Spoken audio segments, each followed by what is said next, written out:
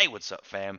Like I think a lot of people are out there, I was very much happy to see Natsu's brand new form in Fairy Tail 100 Years Quest Chapter 21.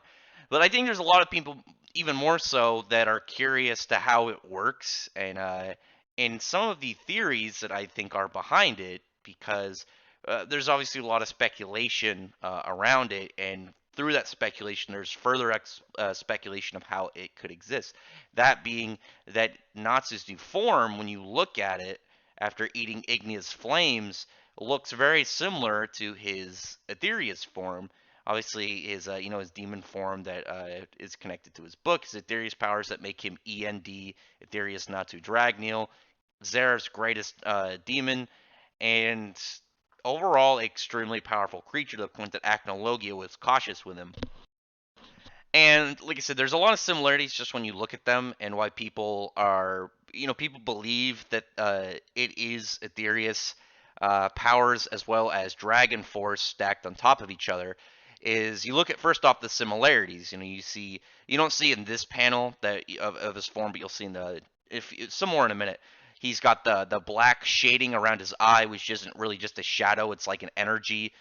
You can see the claws, the black claws that aren't directly his hands. It's like a layering going over it, as well as the design of the flames. Now, if you've been a Fairy Tail fan long enough, you would notice that there are some things that are done in the anime that come over to the manga because Hiromashima likes to sometimes correct things that he didn't like when they came out in the manga, or something he ended up thinking of later. He puts in the anime and then brings over to the manga, such as Lucy's Keys having a different design, the Starry Sky arc, which is canon, and one of the things that happened in the anime recently is the Igneel tattoo. The part of Igneel's power stored within Nata they used against Zeref in their fight pretty early into the Albreth arc is his flames were actually like a really intense red color, and I would like to believe that that's going to carry over to the manga because well, one, it's cool, but two, the fact that it has specifically to do with Igneel, it made the Dragon Flames different. But it also makes sense in how this is because when you see the Aetherius flames, the obvious aspect about them is the fact that they have this like black ink, like very rough black ink lining to them. And this new form seems to be a merging of his Aetherius and his dragon power. So obviously you're going to have the aspects of both. So if it was going to be the red dragon fire and then layered over with this like very ominous looking inky hazy like demonic layer, and it isn't just that. Like I talked about the claws. When you look at for some more panels of both his claws and his fire, you see that one. Look, obviously another panel of the fire. It looks obviously it wasn't just a one panel thing for flare. It is how this new fire works and looks. You can look at say that top right panel here. You can see the black energy like trailing and very motionful, and the fact that like if you look at his right arm there, the black layering isn't over his whole hand, and it clearly moves. Like you can see also in a couple more.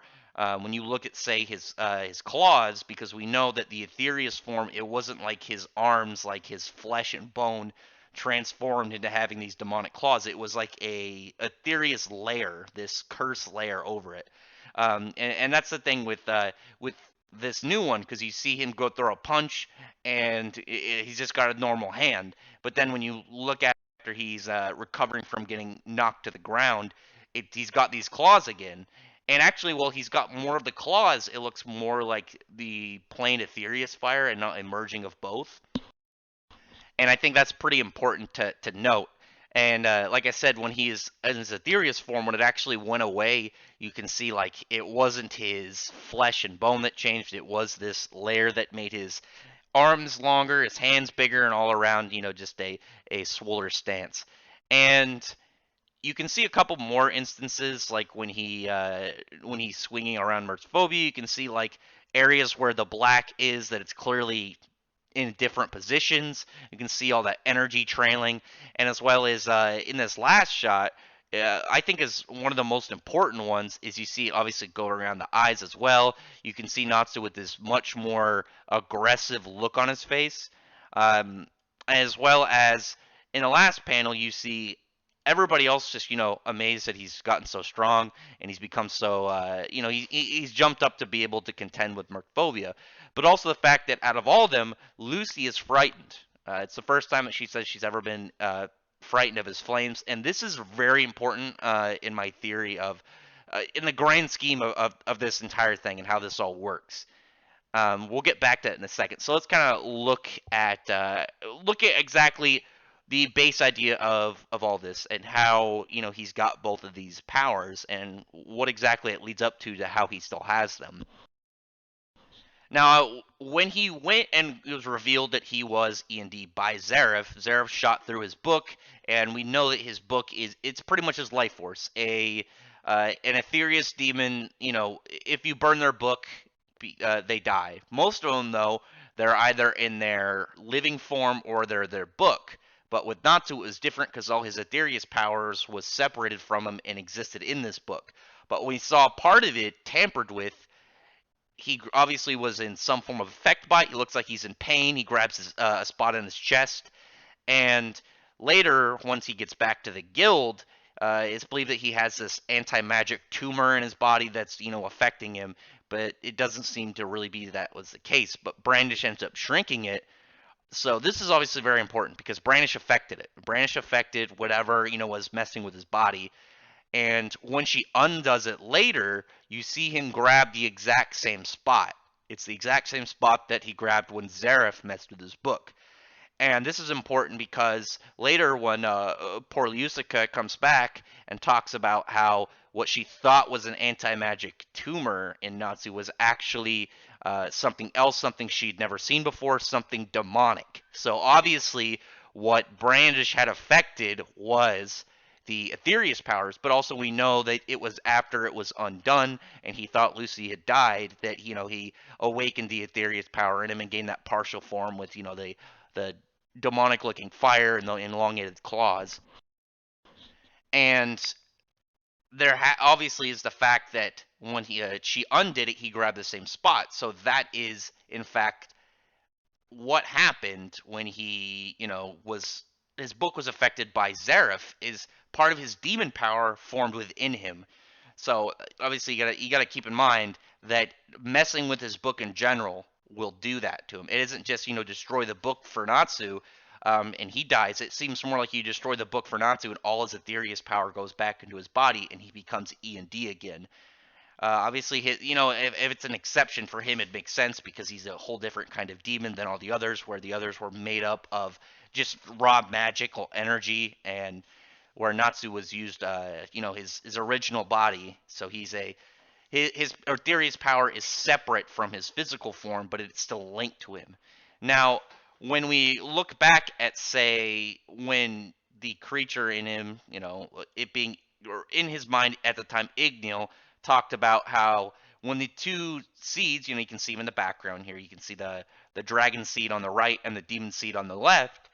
He talked about how that Natsu would die, but further, into the story, he says that he wouldn't be able to live life as a human.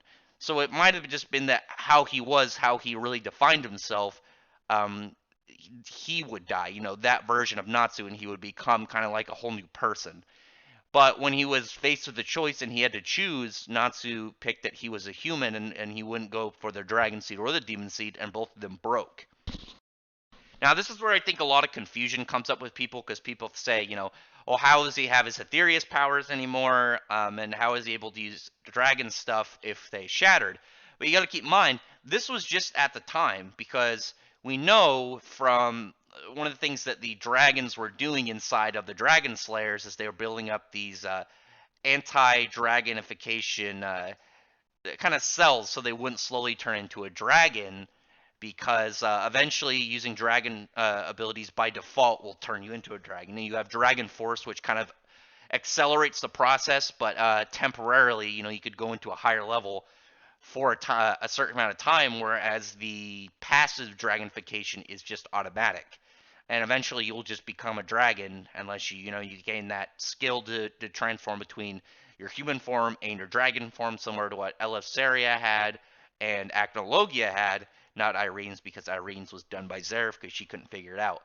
But we know that isn't that it wasn't successful because we see, for obvious reasons, we saw Natsu go into Dragon Force in the Tartarus arc after, that in that same time where Igneal talked about it, but we see, I think more importantly, in Dragon Cry, in the Dragon Cry movie, which is canon, that Natsu, from being influenced by the Dragon Cry, because obviously, besides one of its abilities of just like raw destructive capability, because it's just made of concentrated physical ether nano, so it's literally just like it's literally made of millions of nuclear bombs, like all condensed together, because it was enough to destroy all of Ishgal, and Ishgal is massive. I don't need to go into how big it is off the just this, but if you look at Fiore, Fiore is about 6,000 kilometers wide, and that's massive. Like their smallest countries are as big as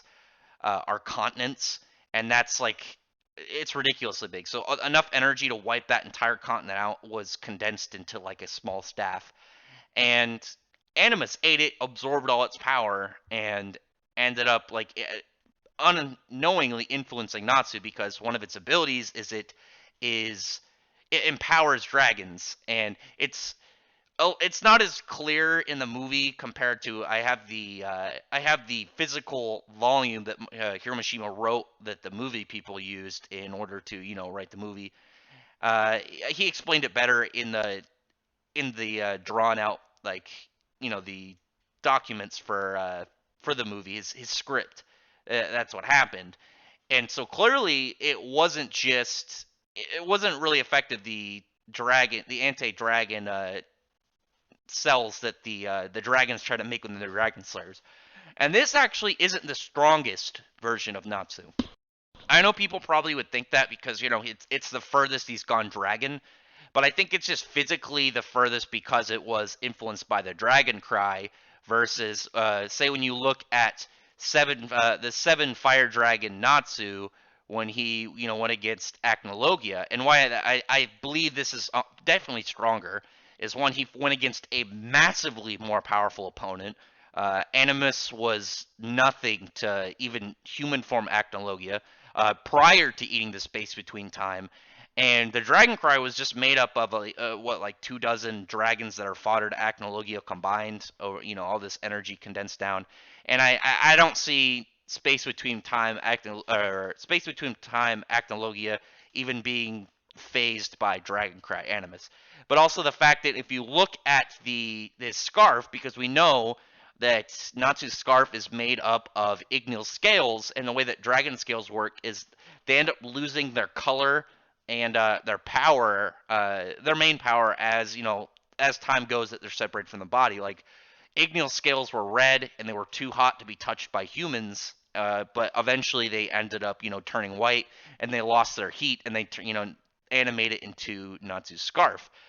But when he went into this level of Dragon Force, it was enough dragon energy just circulating through him that it actually was affecting Igneal's scales, long after they're separated from his body. They were kind of like this weird. They look kind of like, I want to say, swell. Like they obviously like puffed up. They look bigger. It looks more like they look much more like I guess are really what you'd kind of compare it to is if you took like a dry sponge and then covered it with put it in water, it's gonna puff up. They're being agitated, they're being affected by it clearly, and that's very important, obviously, with the fact that he's still going further, and it can keep progressing with his dragon power, and it's still going, because as long as he's using dragon magic, the dragon seed will always reform, because all you would do by destroying the dragon seed is reset the process. But the more powerful you become, the more it's gone through. It's just going to it's going to evolve more rapidly. It's going to be created more rapidly. So it's just further progressing for Natsu. And as we saw in the new form, like he's got his arms and his shoulders also with scales. And even though it's not colored, like say the version we saw against Mard Gear, where he had like some of the skills were red, it's definitely further progressed. It's definitely further progressed in area of effect. But that's obviously the explanation for the dragon aspect. As long as he's using dragon powers, then he's going to keep making the dragon seed, and we see it much more progressed through this dragon force level than he's ever been. So obviously, if even if he restarted from to zero at that point, he went against Zareth with his Savage Dragon Fire, and then seven Fire Dragons level Dragon Force. It's further than ever before, even close to. So arguing that the Dragon Seed kind of grew back at a much faster rate is very believable. And that one I think is easier to explain than the Demon Seed. Obviously, once we saw Lucy messing with Natsu's book after he got punctured by Fairy Heart empowered White Zareth, parts of his lettering in his book were vanishing. And I've seen people talk about it before. Lucy didn't really rewrite it. Like, she didn't rewrite it in the way that people would mention, but she actually just ended up kind of putting the letters back in because she memorized all of these symbols, and she was able to pretty much copy what was there. And I think that's probably one of the reasons why you see here that she has like this force enter her body. It's clearly not just like affecting her; it's going into her. It's like into her veins and linking. And you see that it's not just kind of like this demonic thing. It's the Aetherius demon fire. You see her. She's feeling it physically inside her very being.